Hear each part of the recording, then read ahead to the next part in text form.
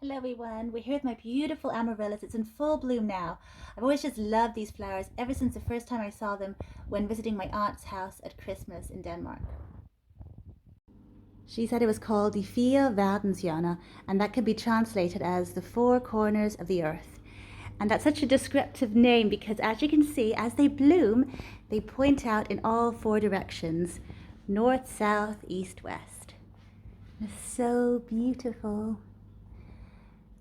I just love growing these. Right now I'll just be enjoying the flowers, but as soon as the flowers die down, I'll cut them off at the base to make sure that the plant doesn't use up any energy trying to create a seed head.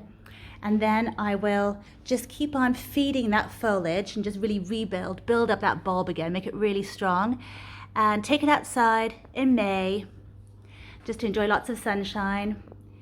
And by August, I'll then take it inside into a cool spot and let it die down and dry out completely, not water it at all. And then in about 10 weeks time from then, I can take it in, start watering it, and it should flower again in time for Christmas. So they're wonderful bulbs that just keep on producing these wonderful flowers year after year. This one I actually bought this Christmas, and I'll take you back to the beginning when I got it in a box and planted it up and show you the whole process. I got myself a little package here, and I'm going to just pot it up and we'll get it to flower. These little growing sets are so lovely. They come with everything you need. So you got your bulb, really nice big bulb, nice firm bulb too, and we've got some soil. So I got my soil in here, got a little well in there. I'm just going to pop my amaryllis down, the bulb, there it is. Now I want to cover it up to its shoulders with the rest of the compost. So there it is. So I'm just going to give it a tiny drink now and then just not water it again until it starts to grow. But you can see there's some growth there already, and I think that might even be a flower, because sometimes these ones here, they tend to flower first and then shoot out leaves afterwards, whereas the ones that I keep, my older ones, they tend to sort of shoot out loads of leaves and then have a flower spike. So we'll see what happens. It's really fun. I'm not going to water it too much, but the main thing to remember is not to get water down into the actual bulb. So just water it on the outside and just give it enough just to get started.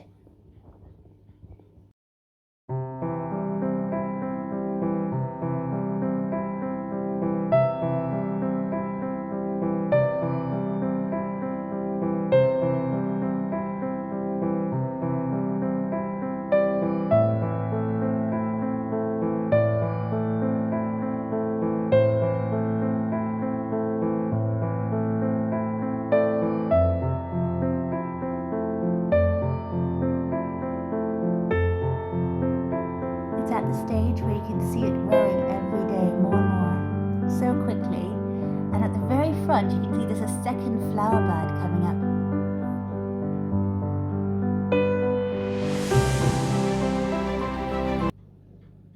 I think the amaryllis is getting so tall that I need to start adding some support to it so it can just grow into a sort of structure and not get top heavy as they tend to get. This here is my forsythia bush or shrub.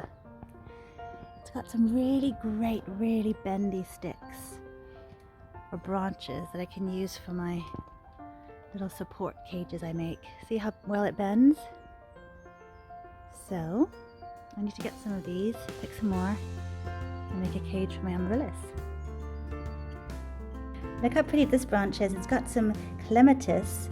It's actually budding now, twining around it. So I'm just going to put these sticks into the soil here and sort of wrap them over the amaryllis and then tuck them into the other side.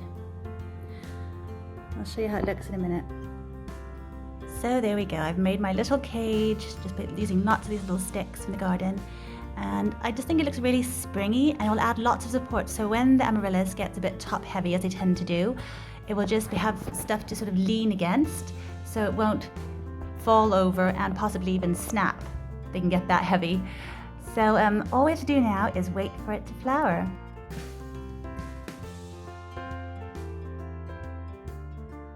It's growing really well here. I have removed it from any source of heat because I wanted to try to slow it down and prevent it from getting too tall.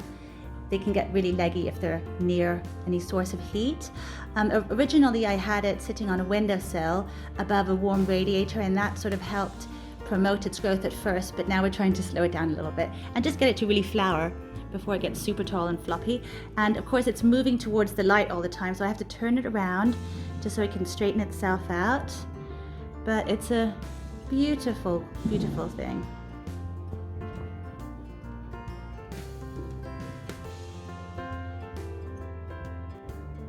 I just wanted to quickly show you a cage I made earlier.